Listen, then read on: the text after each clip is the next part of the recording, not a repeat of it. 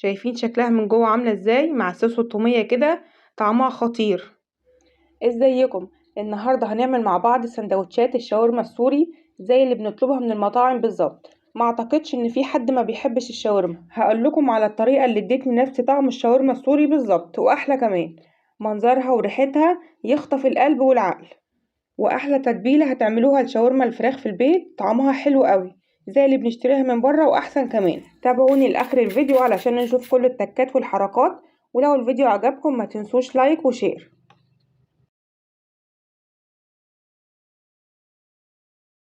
اول حاجه هنحتاجها للشاورما بتاعتنا هي صدور الفراخ المخليه او فيليه الدجاج، وهنبدا نقطع الصدور بتاعتنا شرايح رفيعه قوي كده بكل سهوله. وبنفس الطريقه هنقطع الكميه كلها اللي معانا. تقدري تعملي ميكس بين الاوراق والصدور، وتقدري تستخدمي صدور بس. وتعالوا نعمل احلى تتبيله شاورما الفراخ، والتتبيله دي تكفي الكيلو صدور فراخ.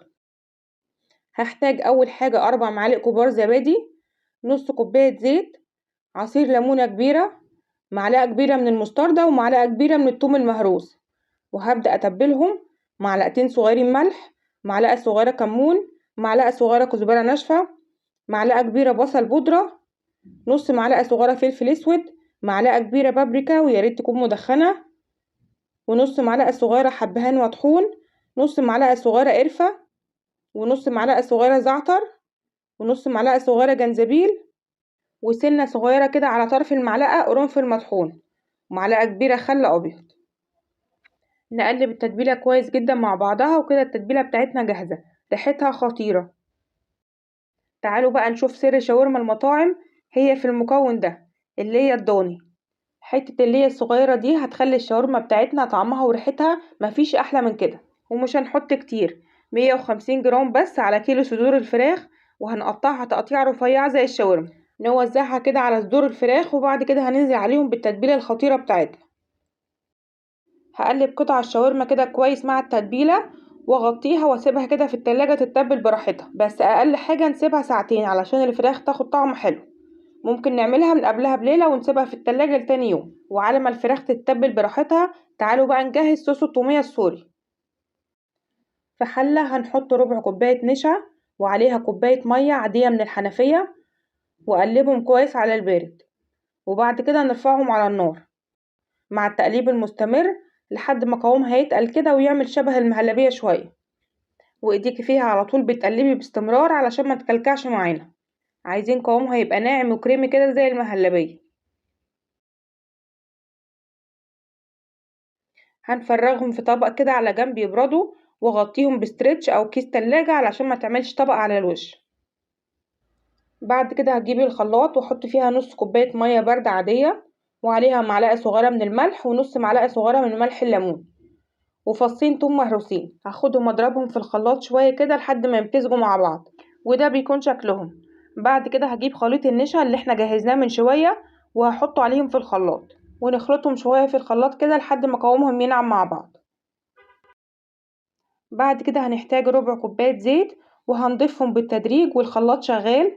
هنضيفهم سرسوب كده رفيع لحد ما كمية الزيت تخلص، والزيت هنحطه سرسوب رفيع واحنا مشغلين الخلاط لحد كل كمية الزيت ما تخلص.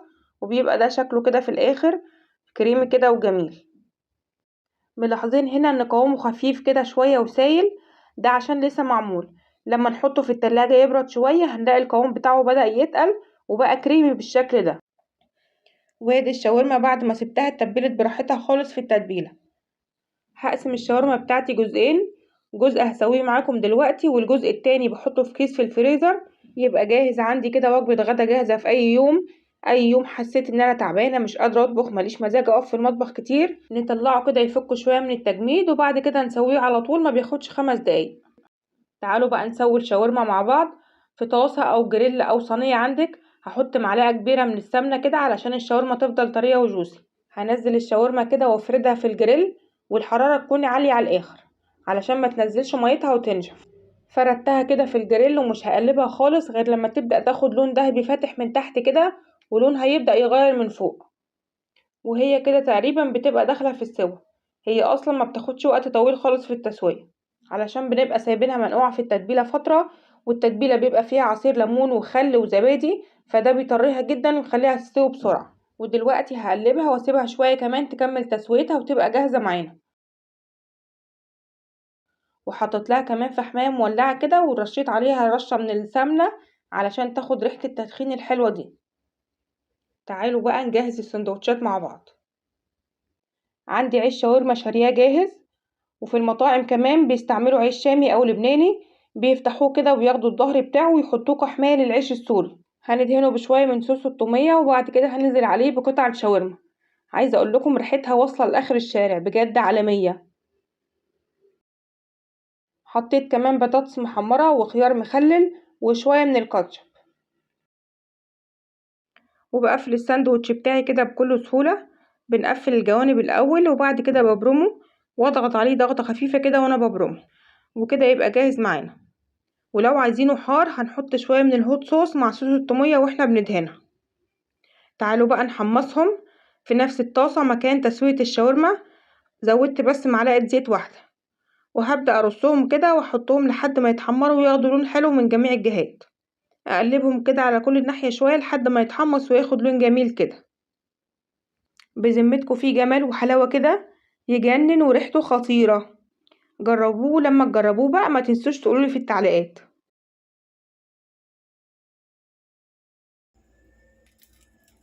تعالوا بقى نقطعه كده ونشوف شكله من جوه.